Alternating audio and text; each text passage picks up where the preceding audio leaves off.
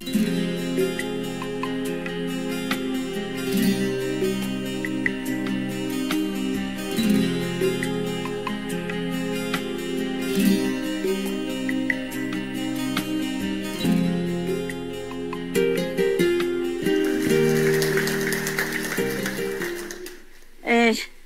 年有拿到红包了？有啊！哎呦，太好了！过年红包没有？没有 ？No。OK， 弥补。我没有，我帐篷什么都没有。I don't have anything. My cake very little thing. I don't have envelope. 啊，去。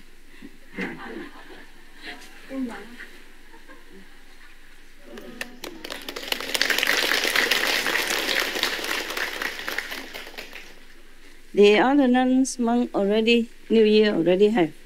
This did not have.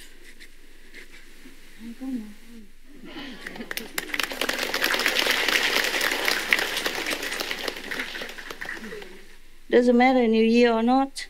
We can always offer to the monks, yeah? I offer all the time when I see them, not just here. I don't have. Tổ bảo vô. Okay. There, thank you. Công nhà. Mấy là tôi tạo cái cô tôi bán thịt. Thêm về cho mấy ni sư khác.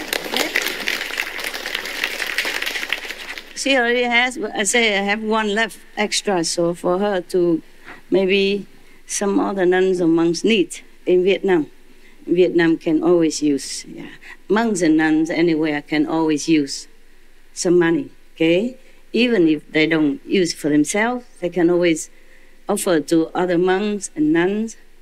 They more poor, yeah? You okay? Good. Thank you so much. Wow, a lot of people. That's good. That means you like to practice. The hair is a trouble. I want to cut my hair, shave it like them.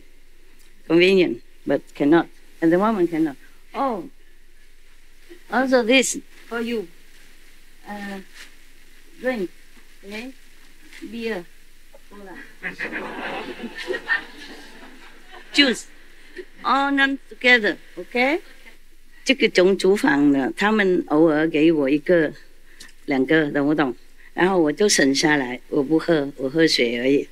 因为有时候要给工人啊，他们进来帮我修理，就给他们。不然的话，就今天有和尚给他们吧。I give it from my kitchen, and they bring me sometime 1 or 2. You know, I don't drink, I save it one side. And today, so I have a lot. Okay? Wow. Some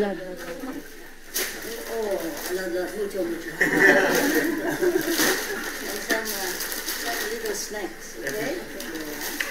And some noodle. He gets hungry. Noodle. He eats the noodle. Put in the bowl. Hot water. Okay? In case. Oh, my God. I don't have any. 明天 okay? Tomorrow. Together in case. 台湾很会照顾，台湾的和尚很会照顾。万一晚上不吃，饿了一点，肚子不舒服，痛啊，饿太多会痛，因为那个胃酸出来会痛，那就来泡一泡。也如果不想吃那个面，认为太多，万一晚上不吃，懂不懂？然后饿了。就可以泡一泡，喝一喝 ，OK， 给那个肚子那个酸呢融化掉 ，OK， 就这样子了啊。这是我自己本人有一些，本人厨房有时候给，然后我省下来啊。本人有一些，因为对不起，不是不尊重，我偶尔喜欢那些点心那些，我不能给很多，偶尔给一次而已，偶尔给他们一次，这些没有动过啊。这个没动过性的才供养 ，OK。万一晚上我是下午了不想吃了啊，然后就喝一喝啊，保护肚子了。我们不是无受戒，就是有时候肚子的胃酸太多了，有时候老了，年轻的不一样，老了他不适应，肚子酸啊、痛啊，就会消啊，在里面会消，不舒服。要保养身体才能修行，佛菩萨会原谅的，没事。我们修行观音法，多打坐一点就洗掉，没事，我们没做什么坏的。OK 哈呀，因为当和尚不容易啊，因为你们都在外面走跑来跑去啊，赚钱了，就没有想到当和尚不一样。OK，不能赚钱了，懂不懂？然后有时候不好意思就问人家，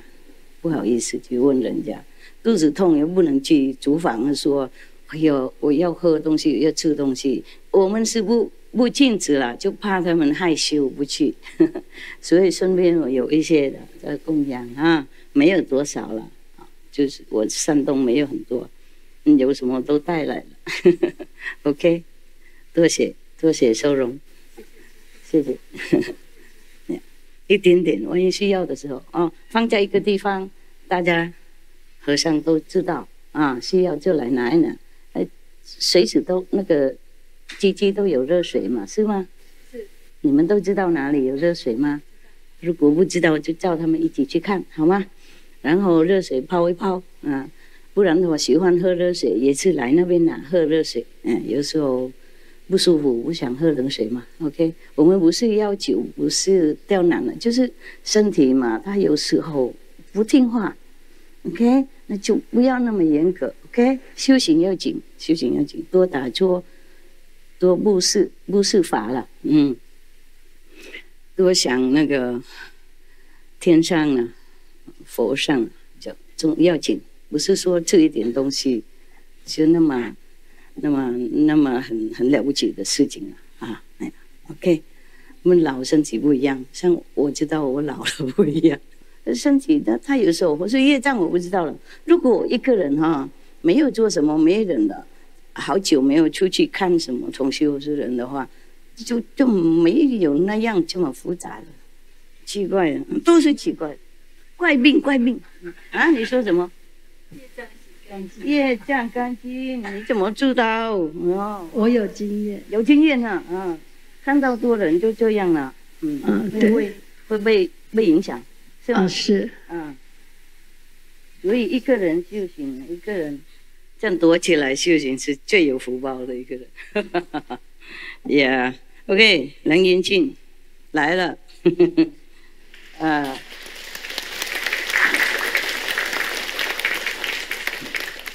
我这样做大家看得到。OK， I read to you about why we practice Guanyin method. OK? Yeah? Yes. D'accord?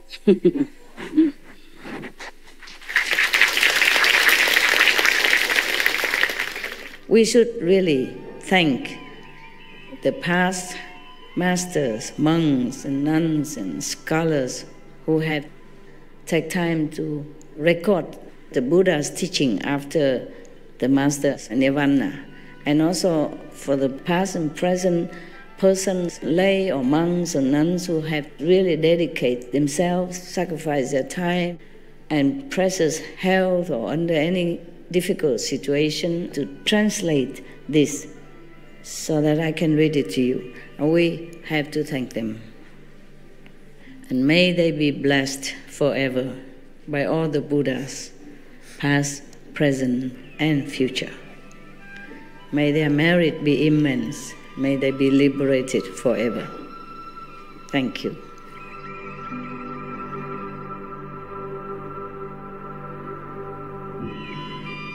According to Buddhism and the believer and tradition, when you read sutra and all that, you have to put on incense, flower, and bow to the sutra first and thank all the Buddhas and Bodhisattvas in 10 directions, all respectfully, before you read it, okay? And then you cover the sutra also with silk, beautiful cloth, and I just make it more popular. Yeah, more easy, simple. And I apologize to all the Buddha. I say if I done something wrong, according to the tradition, my heart is full of respect. It's just that I cannot always do that. So please, all the sin, whatever I've done wrong, is all on me. At least other people that hear the names of the Buddha, according to the sutta, they will get benefit. Yes.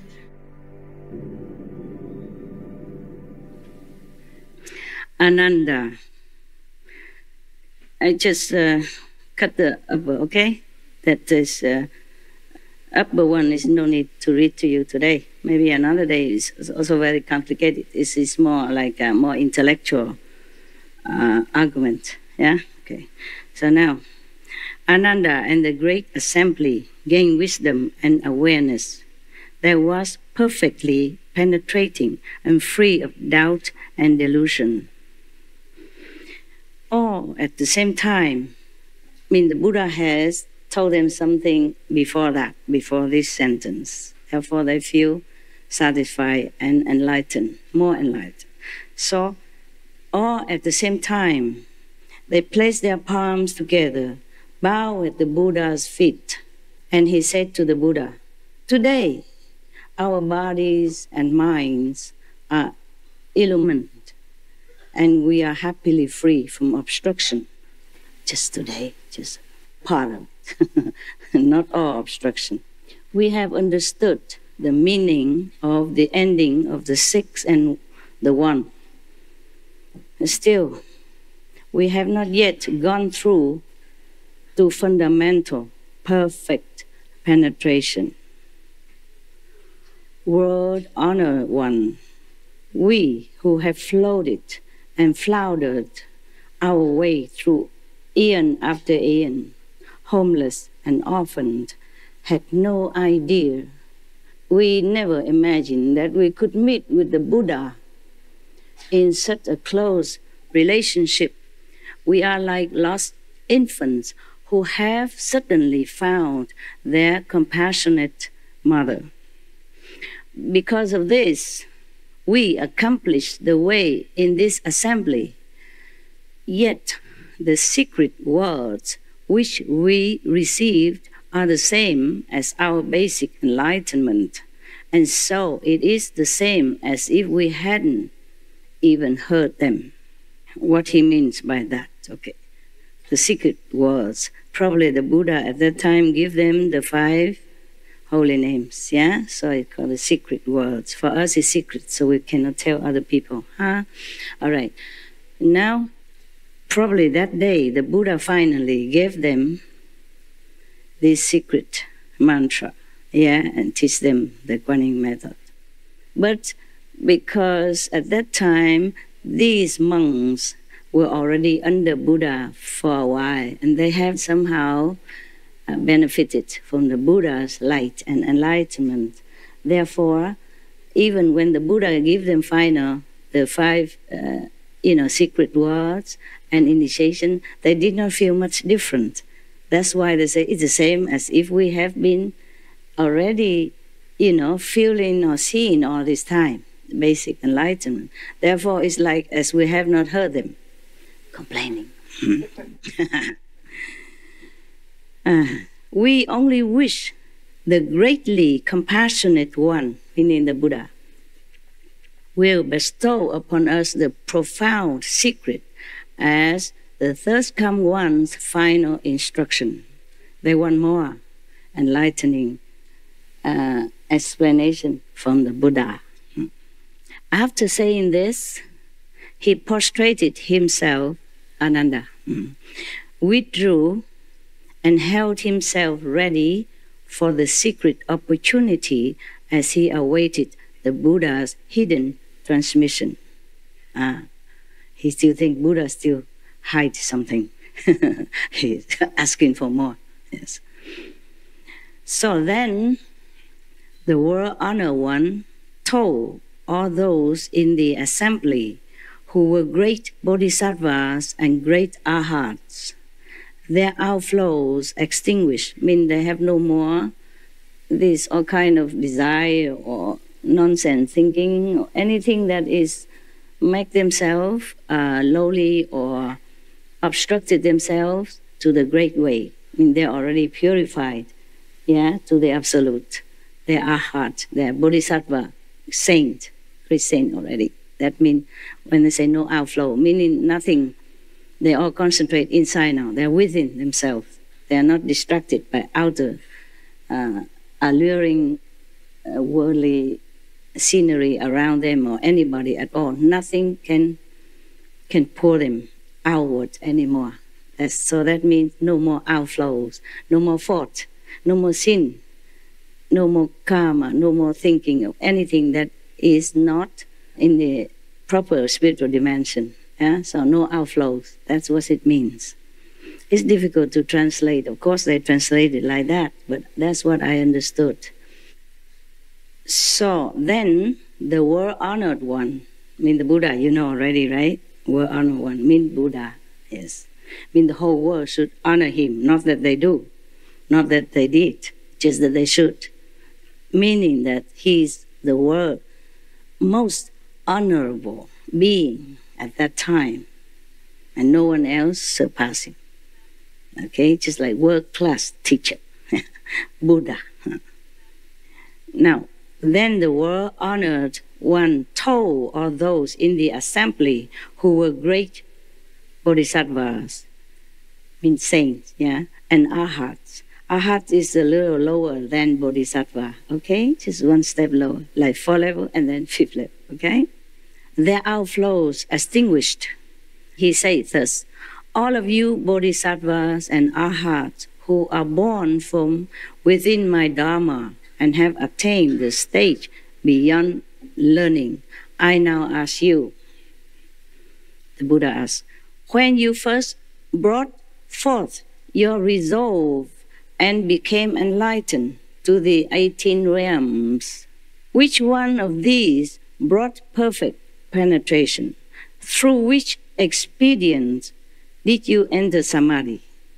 Okay, the Buddha had taught them different methods, or maybe they have just been enlightened by themselves through their own good karmic spiritually from the past life, or through their sharp faculty in that lifetime, or because the Buddha's blessing. So each one of the monks at that time, Buddha did not teach them immediately the ultimate method. Buddha did not teach them the Kuan method until that day, I guess. Maybe that's why he's explaining to them why you have to practice this one now, the Kuan method, that day. That's why it come about here now, okay? So the Buddha asked them, the assembly of the monkhood, who always has been following him a long time, or years or months, which method has brought you enlightenment, to begin with. So one by one, they will tell the Buddha now, okay? Yes. Not all Kuan method, okay? Actually, when the Buddha was alive, he taught quite few methods, okay? And when Patanjali, one of the great Indian master, also taught his disciples quite different methods, okay? Or a lot of them, a lot of them. But we don't need all that. It's too confusing for you, and it's not so guaranteed. It's not so easy for busy life like today. And also because nowadays we are very, very much contaminated by so many things and so distracted. Therefore, Kuan methods is easier for all of you. And at that time, even at that time, the Buddha will say the same. Okay? Now I will read on and you will know what I'm saying. Huh? The Kuan method I mentioned sometimes before already, like in Lotus Sutra, Buddha also say that. And other sutra also. And I say also in other religious sutra, they also mention here and there. I just say quickly when I go lecture. Yeah. But this is a more detail. Okay? One by one. I could tell you about, the Buddha already said that. Okay? So I'm going just to read it to you. It's more authoritative from the Buddha. The Buddha, he took 250 plus precepts. He don't tell lie. Okay? It's written black and white. He would not teach you for what? He went out and begged for 1 meal per day. What does he want from you? Or anybody at that time? So what the Buddha said should be true. Okay, huh? Yeah. All right. Now, one of the bhikkhu, meaning one of the high monk. Bhikkhu is a monk. Bhikkhuni is a nun. Understand that? Bhikkhu is the name, Sanskrit name for fully precepted monk. 200多戒律，250哈，对，250, more or less, maybe some extra or some less, because later on the Buddha said to Ananda, after his nirvana, some monks could relieve some of the small precepts. For example, you don't take a bath more than once every 2 weeks. Well, Buddha said for such a precept you can overlook, because in some area too hot, but also a lot of water is okay. The reason that precept was there when Buddha was there, because they assembled together and so many monks, and at that time we don't have tap. You complain about water here, but you should know, if you live with the Buddha at that time, you probably can drink only every 2-3 days. You can take a bath only every 2 weeks. Too many, you know, and they don't have enough facility. So, of course, bath once every 2 weeks is okay. The Buddha don't know. He didn't even have to give me that precept. I don't have time to take a bath so often. You understand? If it's too bad, I just wipe, okay? Wipe myself, change clothes. For example, like that, yeah? Okay. Or maybe eat once a day only before noon, yes? But the Buddha said can relax. If you have to travel and you don't have the food on time, then you may take a food after that. For example, like that. Because if every monk go out begging all day instead of one time a day, how do they have time to listen to the Buddha teaching? How do they have time to meditate? You understand that? Okay. At that time it's different. The Buddha knew that. So he said after his nirvana, some precept can be relaxed. It's like that. Okay, huh? But I'm not going to go further on precepts since you're no monks. And these reverends, they know already. Huh? Okay. If you're not monks and nuns, you're not allowed to see the precepts. Actually, you should not know about it. Okay? Maybe you know and then you don't keep it. It's bad for you. Your conscience already know it and you don't keep, you feel bad. Maybe you look down upon it, just say, wow, what nonsense. Yeah? And then you have bad karma. You understand?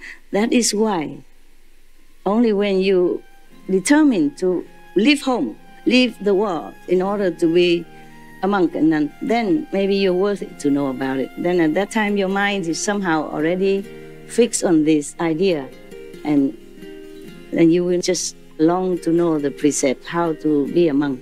You will not think negative or anything.